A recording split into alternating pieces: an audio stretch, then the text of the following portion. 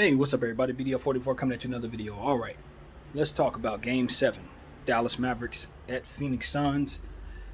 This is the second round of the NBA playoffs, and honestly, I'm very surprised we're here.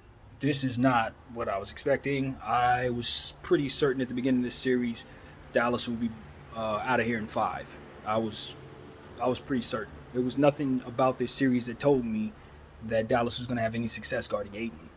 Well, lo and behold, they wouldn't have to worry too much about Ayton because the Suns decided they wanted to do everything a different way. They were running things through Booker, they were running things through Chris Paul, they were running things through everybody. But they're not running things inside out, as I think they would best utilize their strength. But I guess that's not how they're doing it. So I personally would have had it so that Ayton got over 20 possessions a game. And they would have had to just prove to me they could stop him, and while not fouling. And he would get a lot of points, a lot of rebounds, and we would have moved on in 5. He wouldn't have to do that too much because it would only be about 5 games.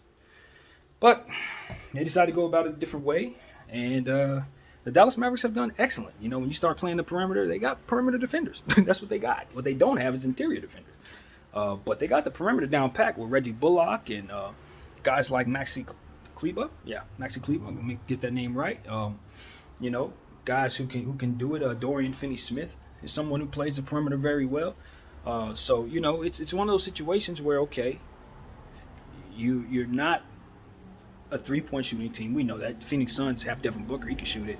Chris Paul can hit 3 at times for sure, but that's not their game. Cam Johnson's an upcoming shooter, but he's not consistent just yet. You know, so that's not where they are strong. Jay Crowder's a good 3-point shooter here and there, but he's not a shooter. He's just a guy who can hit threes. At the end of the day, that's where they've had their trouble in these playoffs, both with the Pelicans and in this series. And, you know, but they tend to like to shoot a lot of them. They want to shoot them just like Dallas does. And I don't think that is a recipe for success, which is why I'm saying play through Ayton once again. And plus, you know, they have Mikal Bridges on the floor a lot of the time who is only going to give you inconsistency on the offensive end because he's so consistent and so intent on the defensive end. And he never misses any games, so it's not like you're mad at him. But, you know, you're happy with him scoring 15 points, you're happy with him scoring 30 points, you're happy with him scoring 5 points. But not in this series. Not in this series. You need consistency scoring from that position. And you're just not getting it. You know, he's here and there, and that's cool. Like I said, his responsibilities and his functionality in this league should make it so that should be fine. Just not in this team, not in this moment. So he's going to need to score more, man.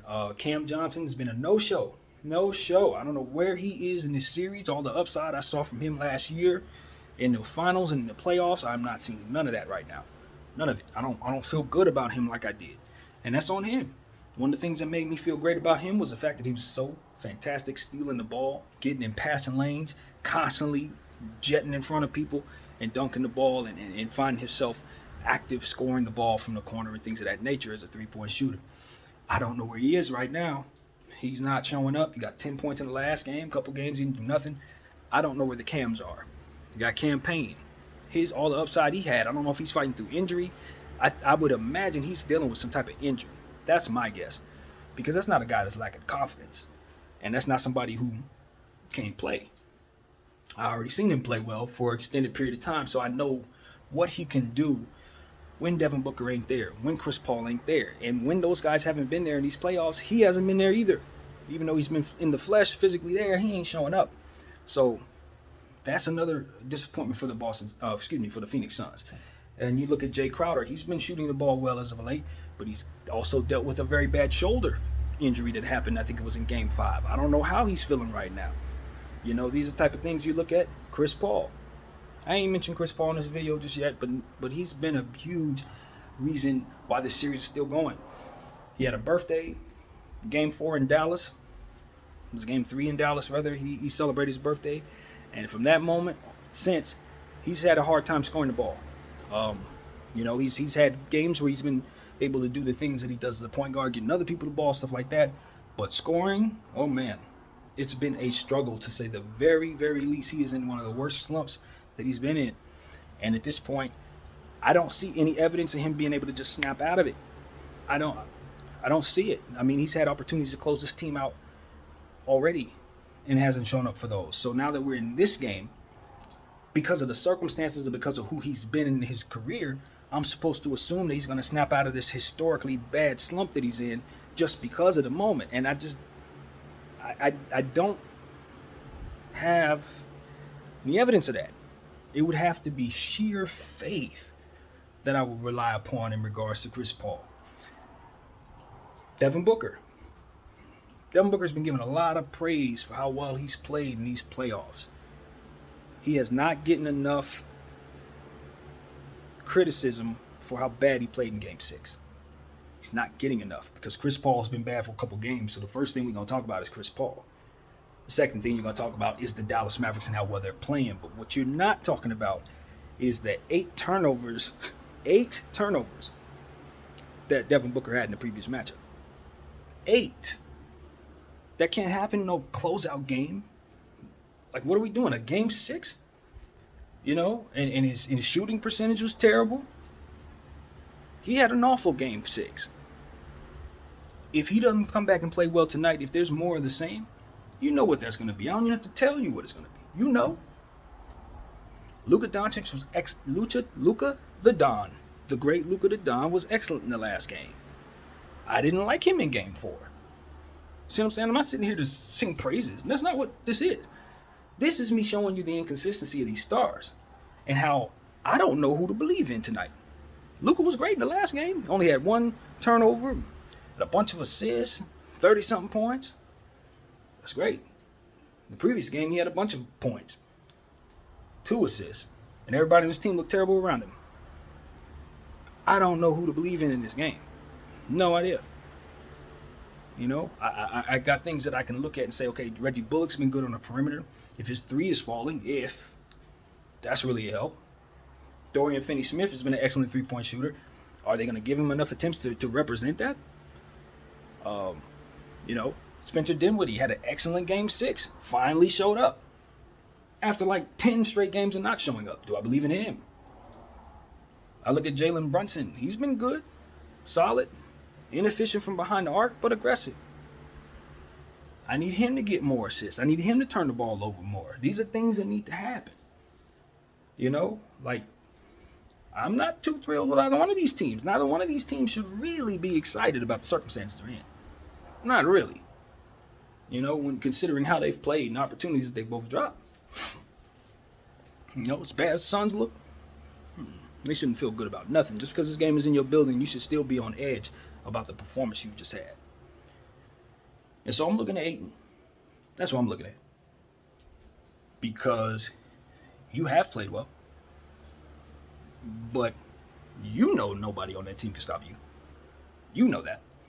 Whether the coach Monty Williams is thinking like that, whether Chris Paul and Devin Booker and the team is thinking that way, I don't know or care at this point. It's Game 7. And if I'm DeAndre Ayton, this is my game. Forget everybody. I'm getting 25 shots up tonight, and y'all gonna live and die on my back because that's what it should have been this entire time. Dwight Powell cannot guard DeAndre Ayton. Not on this planet, not on the next one, not in this life, not in the past life. It's never, ever, ever going to happen. So you have to take advantage of that mismatch. Phoenix, you have not taken advantage of that mismatch.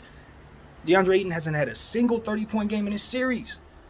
That is ridiculous. He should be averaging 30 in this series. This should be, in theory, an easy series for DeAndre Ayton. It should be Lob City. Who's stopping it? I don't know. I just, at Phoenix, I'm going to be honest with you. I don't like Phoenix in this game at all. Why? Because Luka's really that dude. See, as much as Chris Paul is that dude, like Chris Paul, oh my God, Chris Paul, Luka Doncic actually is too. That's the problem. He legitimately is. So you have to respect the fact that he's looking to close you out. And what did he say? What did he say in game, was it 4? Everybody's tough when they're up. Well, damn it.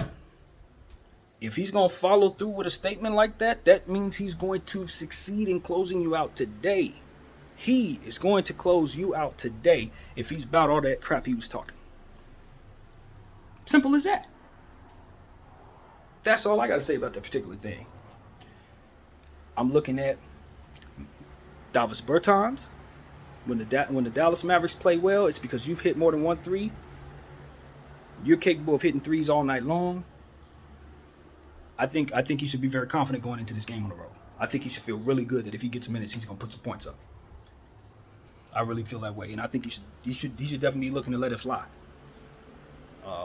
And that's what I would tell the Dallas Mavericks. Honestly, you got a bunch of 3-point shooters on that team. The way that you've been losing these games is by running everything through Luka Doncic and letting everybody stand around watching. If you're letting everybody get attempts, balance is key for Dallas. You get Reggie his 7 shots. You get, everybody who's not named Jalen Brunson and Jalen Brunson and Luka Doncic should get 5 or more shots. All shooters, all players, everybody who comes in should get 5 shots. Except for Dwight Powell's not looking to score. But everybody, you know what I'm saying? That should be the key. It should not be Luka Doncic attempting 38 shots and everybody else attempting under 4 of them. If that is the case, it's going to be an easy blowout going Phoenix's way. Easy.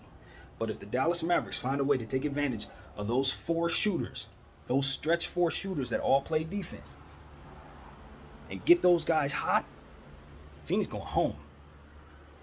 I don't think Devin Booker's going for 100,000 points, not with the defense they've been putting on him. They're going to keep on doing what they've been doing to him because it's been working. He may go off, he's going to do his thing. But it has not been enough at the level he's been giving it to him. He's going to have to take it to another notch if he's going to knock off those Dallas Mavericks tonight. If Devin Booker got a 40-point game in him, tonight's the night to unleash that thing right there. This is the time. So I'm not looking at Chris Paul saying he's going to attempt a lot of shots. I expect him to struggle, honestly. I expect him to struggle. He's been struggling. You believe what you see. That's what these playoffs are about in my mind. Simple as that. Believe what you see. But it's a lot of things on both sides that make me feel like I don't know what to believe. Because I see a lot. I see Spencer Dinwiddie possibly disappearing again. I see Reggie Bullock maybe not shooting as much tonight as he needs to. I see Luka Doncic maybe only having 2 assists. These are things I'm legitimately concerned about on the Dallas side of things. As bad as Phoenix has been playing, I got a lot of real legitimate concerns, especially with the fact that they're on the road. And nobody has won a road game in this series. No one. That's why we're here. So, if that's to be the case, Phoenix going to find a way to bull through all those problems they've had throughout this series and flex as the best team in the league like they've been all year. That's who they've been. But that's not who they are right now. So, I don't know. I'm not really comfortable making any prediction. I'm not. The prediction I initially had has been long gone. I said Suns in 5. That's gone. So, at this point, I'm just looking at what I see. What I see is a Dallas Mavericks team that has simply played better than a Phoenix Suns team that's simply better than them. That's what I see. Take with it what you will. I also see no home team has lost in this series. So somehow the Suns are going to win this game. If history tells us the case. Suns, even though they've played trash, like the Golden State Warriors who got blown out by a trillion and then closed out the Grizzlies, the same thing should happen tonight. Because that's what it's telling us. Do I believe that's going to happen? No. I don't know. I don't trust neither one of these bunches. So, at the end of the day, Luka needs to pass the ball some more. Spencer Dinwiddie needs to be aggressive and score the ball. And Chris Paul needs to snap out of the slump.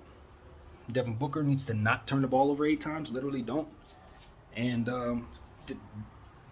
if they run things through Ayton, if Ayton says enough of this crap, Phoenix wins. So that's what needs to happen. That's what needs to happen. 25 and 18 from Ayton should get it done. 25 and 18 should get it done. Get 18 boards, bro. 18 boards. 25 and 18 to get it done. Simple as that. But if he ain't rebounding like that, he ain't scoring like that, I don't like what I've seen from the others on Phoenix. I don't like it. They'll be able to hone the defense. The Dallas Mavericks have been playing. Will be able to continue to hone in on that perimeter, and they have been shooting poorly. So they better run through Ayton. And you gotta look at it like this, man. When you have a superior athlete like that, a Giannis, a Ayton, a Karl Towns, whatever the superior athlete, Embiid, if you got one of those guys, you got to take advantage of the fact that you have one of those guys. Dallas doesn't have one of those guys. They have Luka Doncic, who's a different type of star, but he isn't some physical beast being walking the earth. No, he's a fantastic basketball player who has big size. You got a specimen, and you're not using him properly because you're relying upon Chris Paul. This is the James Harden thing. Relying on James Harden like he's supposed to be somebody he's not anymore. Chris Paul is great, and he's played great in these playoffs. But asking him to be Clippers Chris Paul right now, you got prime Ayton right there. You know, that's what I said about Tyrese Maxey with the Phillies. It's like you have early morning Tyrese Maxey right here. Why are you asking for old James Harden to be old James Harden? You know what I mean? Like, don't ask for Chris Paul to do too much. Devin Booker and DeAndre Ayton and Mikal Bridges need to be the ones that win this game tonight for the Phoenix Suns. Don't wait for Chris Paul to get it right. Because if you're waiting for Chris Paul to get it right and he doesn't, you're going home. So that's how I feel. No. Don't make the same mistake Philly did. Don't do that. If he's struggling, sit him. Just like you sit anybody else. Win. He'll be able to make up for it when you move on in the next series. But if he's struggling like he was, I don't care who you are. You ain't going to cost us. That's how I am. So, that's how I feel, man. That's just what it is. I'll pretend you injured before I let you go 1 for 10. I ain't letting it happen. And I think Monty Williams needs to think that way. So, more Ayton for you, right? And for Dallas, more Dinwiddie, honestly. More Dinwiddie for sure. So, that's what I got, man. That's what it is. I can't wait for these Game 7s. We got 2 Game 7s in one day. I thought this one was actually on Monday, so I gave you guys some bad information. I apologize. But this one is today, 5:30 Pacific, 8:30 Eastern, I believe. Check that for yourself, please, just in case I'm wrong. But this is going to be a fantastic matchup. I don't know if we're going to see a fantastic game, but it's been a good series. Both of these teams have overachieved. Congratulations to the Dallas Mavericks, particularly for getting this far. And like I said, if Luka is about that crap he was talking, he gonna establish his legacy tonight and send Phoenix, a better team, home. If he do that, we'll start looking at him in the light that he's supposed to be looked at, the player that he is. But if he lets Chris Paul walk out of here with a victory and continue on his quest for his first ring, we're going to be talking about how Luka Doncic needs to get more involved in the success of his teammates. That's going to be the conversation here. BDL 44. Thank y'all for watching.